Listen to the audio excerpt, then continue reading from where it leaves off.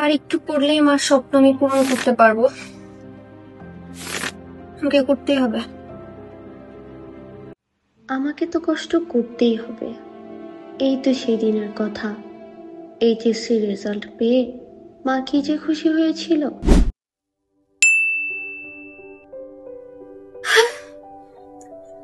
মা, জিপিএ 5। আলহামদুলিল্লাহ, আমি তো জানতাম মা তুই পারবি। আল্লাহ অবশেষে আমার কথা শুনেছে।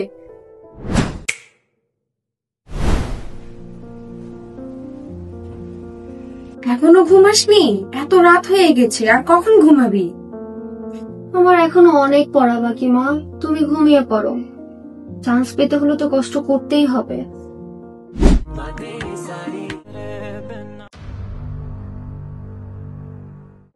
ভোর ভর্তি পরীক্ষার জন্য কি সবকিছু শেষ হয়ে বসলেন?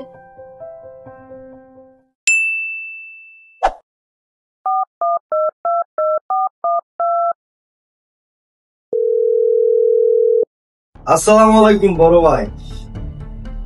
ভাই আমার মাইয়ের লাগে কিন্তু পাবলিকে একটা সিট লাগবেই।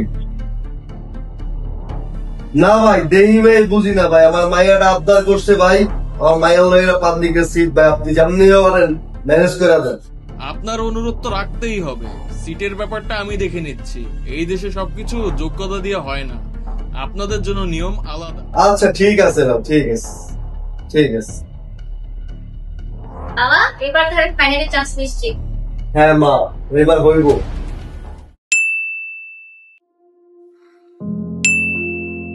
এটা হতে পারে না। এটা কিভাবে সম্ভব?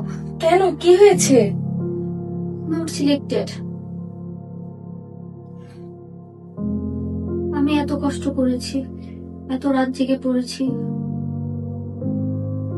তুই তো সবটা দিয়ে চেষ্টা করেছিস মা, তবু কেন এমন হলো বুঝতে পারছি না। Selected top university. আজকে বুঝলাম মেধা না, কালেকশনই যেতে।